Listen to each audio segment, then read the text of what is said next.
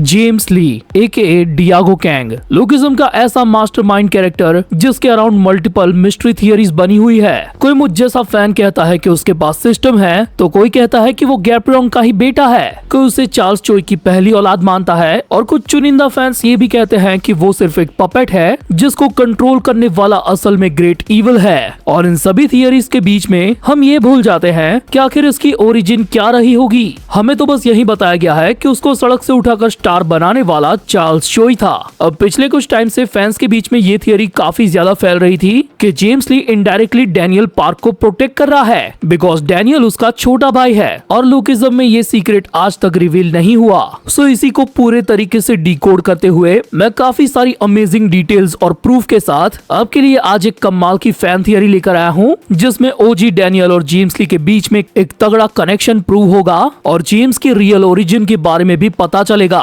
सो चलो शुरुआत करते हैं सबसे लेटेस्ट पावर स्केलिंग पॉइंट से, द यूनिक पाथ। अब इस केस में हमें डैनियल पार्क का पाथ काफी अच्छे से एक्सप्लेन किया गया है और कई सारे क्रूशियल मोमेंट पर उसका यूज दिखाया भी गया है। बट रही बात जेम्स ली की, तो हाँ, उसके पास भी अपना यूनिक पाथ एग्जिस्ट करता है, लेकिन इसका कंफर्मेशन पीटीजे ने अभी तक ऑफिशियली मानवा में नहीं दिया। पर लेटेस्ट हंट फॉर वर्कर्स वाले आर्क में जब जेम्स ली की फाइट टॉम ली से होती है, तब इस बात के चांसेस काफी ज्यादा बढ़ जाते हैं कि हाँ, जेम्स ली के पास भी अपना यूनिक पाथ है। इनफैक्ट वो पाथ ओजी डैनियल के पाथ से सिमिलर या फिर उसका थोड़ा बहुत ऑल्टरनेटिव है। जैसे डैनियल अपने अपोनेंट के डीपेस्ट इंटेंशन को रीड कर लेता है और उनके अटैक को प्रिडिक्ट करके बच जाता है, कुछ वैसा ही जेम्स ली भी टॉम ली के अगेंस्ट में करता है। लिटरली फाइटिंग प्रोटेजी के अटैक्स को डॉज करना और उस पर अपना सक्सेसफुली मास्टरी अटैक लैंड करना, और ऊपर से ये कहना कि मेरे लिए ये बहुत इजी है। अब इस एग्जैक्ट पॉइंट पर मैं आपको कुछ सिमिलर पैनल्स दिखाना चाहूंगा जो जेम्स और डैनियल की फाइट्स के हैं। ओजी डैनियल का ये वही फाइट सीन है जब उसने पैचियन जो के अगेंस्ट अपना पाथ एक्टिवेट किया था, और सच कहूँ तो ये किसी भी तरह का कोइंसिडेंस नहीं है। देखो, मैंने माना कि पीटीजे कुछ जगहों पर मिस्टेक करते हैं, लेकिन अपनी एक मिस्टेक को वो बार बार कभी नहीं दोहराते। रही बात डैनियल और जेम्स की सिमिलरिटीज की, तो उनके पैरेलल्स पर तो मैं एक डेडिकेटेड वीडियो ऑलरेडी बना चुका हूँ। अब फाइटिंग के ये सिमिलर पैनल्स बस मेरा पहला प्रूफ है। अब मैं आपको प्रॉपर थियरी के साथ रीजन भी दूंगा कि आखिर ऐसा क्यों हो सकता है। सो रिमाइंड करो हंट फॉर वर्कर्स के चैप्टर 603 को, जब जिन्यूंग पार्क को डैनियल की सारी असलियत पता चलने के बाद वो ऑल आउट जाने के लिए तैयार होता है और फाइट में उतरने से पहले अपने नेफ्यू को कुछ आखिरी इम्पोर्टेंट बात कहता है। डैनियल, इस पूरी चीज को याद रखना और इसे तुम पूरा करना। ये अंकल की तरफ से एक आखिरी तोहफा है, the apex pinnacle of copy, और साथ ही एक यूनिक पाथ जिस पर तुम भविष्य में चलोगे। अब आई नो कि आप लोगों में से काफी सारे लोगों को ये चीज पता होगी, बट फिर भी मैं एक बार रिपीट कर देता हूँ कि डैनियल भी इस अनदर यूनिक पाथ को कॉपी कर सकता है या फिर डेवलप कर सकता है, क्योंकि वो और उसके अंकल जिन्यूंग सेम ट्रेट्स को शेयर करते हैं, बिकॉज वो सेम फैमिली से है। और यही वो रीजन है कि डैनियल के पास कॉपी स्किल आई। अब इस पूरे केस के अंदर एक बार जेम्स ली को रख के देखो, मान लेते हैं कि जेम्स ली के पास भी सेम ट्रेट्स हैं और वो डैनियल की ही फैमिली का है, और यही वो रीजन है कि उसका पाथ डैनियल पार्क के यूनिक पाथ से काफी सिमिलर लगता है, the ability to sense and read the deepest intention of others. अब मेरी ये वाली थियरी को बस एक ही चीज काउंटर कर सकती है कि अगर जेम्स ली के पास सेम डैनियल पार्क और जिन्यूंग पार्क वाले ट्रेड्स है, तो आखिर क्यों उसके पास कोई कॉपी स्किल नहीं है। वेल, ट्रेड्स के होने से स्किल और पावर एक जैसे नहीं हो जाते। तुम लुकिज्म की सुपीरियर ब्लड लाइन को ही देख लो। क्या गैप्रोंग किम के दोनों बच्चे उनके लेवल के हैं? कीटे किम को तो चलो मान लेते हैं कि वो एक न एक दिन पहुंच जाएगा, लेकिन ये उनके लेवल के आसपास भी नहीं पहुंचा।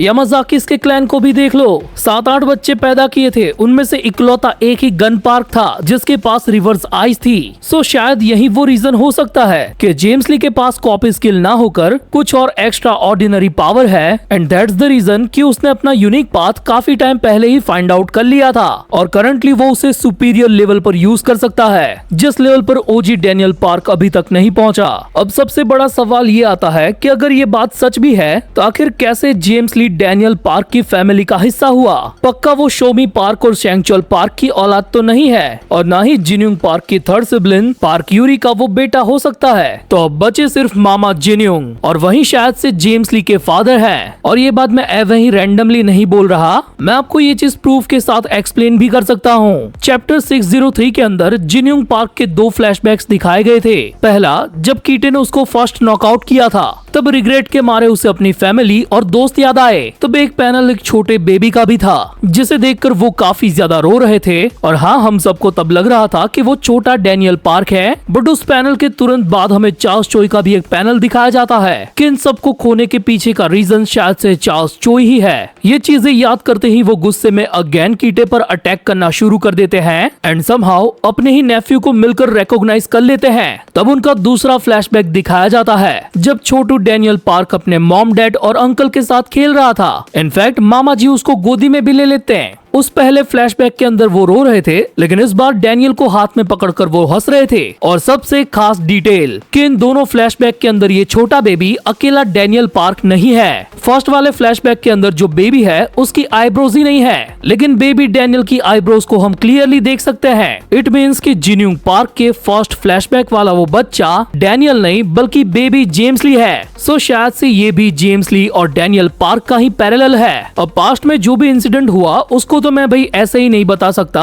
लेकिन ये बात तो साफ है कि जिस तरीके का हमें जिन्यूंग पार्क का कैरेक्टर दिखाया गया है, तो वो कभी अपनी फैमिली के साथ बुरा नहीं होने देगा।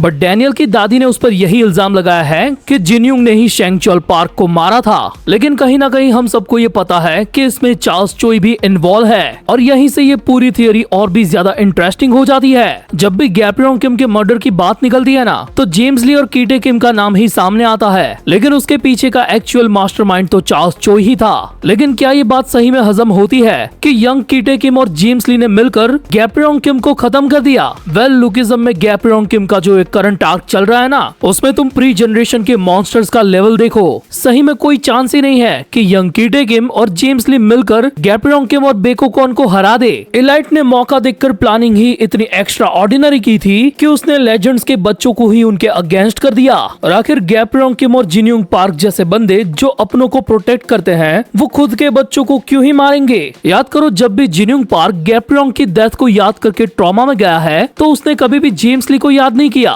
बल्कि चार्ल्स और कीटे उसकी टॉप लिस्ट में होते हैं। तो क्या वो इस ट्रॉमा की आड़ में जेम्स ली को बचाना चाहता है? चैप्टर 469 में उसने जेक किम के सामने ये कन्फेस किया था कि अगर वो चाहता तो सबको प्रोटेक्ट कर सकता था, लेकिन ये उसकी गलती है कि जेक के फादर आज जिंदा नहीं है। सो ये तो थे जिन्यूंग पार्क के वो कनेक्शन जो जेम्स ली के साथ हो सकते हैं। लेकिन इस चीज को अगर आप अब भी नकार रहे हो, तो आपके लिए मैं यहाँ पर एक और डिटेल ड्रॉप करना चाहूंगा। चैप्टर 481, जिसमें जेम्स ली ड्रोन शॉट की फुटेज के बदले यूजिन से जिन्यूंग पार्क के बारे में पूछता है। एंड जब यूजिन कहता है कि तुझे उनका क्या काम, तो वो बोलता है कि चार्ल्स चोई की weakness and something personal of me, I am afraid I can't divulge what that is. यानी कि मुझे अफसोस है कि मैं वो सीक्रेट नहीं बता सकता। फिर दोनों के बीच में थोड़ी तू मैं करने के बाद यूजिन फाइनली उसके सामने जिन्यूंग की कंडीशन को रिवील करता है कि उसके दिमाग की सटक चुकी है, उसको दौरे पड़ रहे हैं और वर्कर्स ने उसे मेडिकल ट्रीटमेंट प्रोवाइड किया है। तब जेम्स ली अचानक से कहता है, तो फिर मैं जिन्यूंग से मिलना नहीं चाहता। एंड भाई उसकी शक्ल देखो,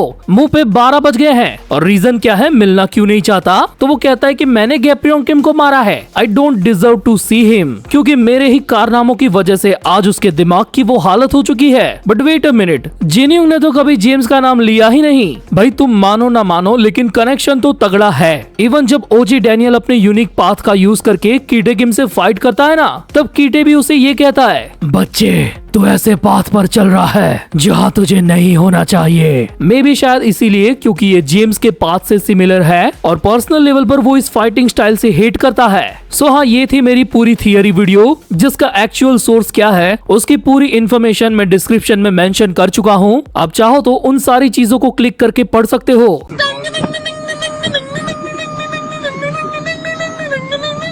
Amiibi yaanu kulli ammi gatti gattiya, matta mattu kulli ammi gatti gattiya.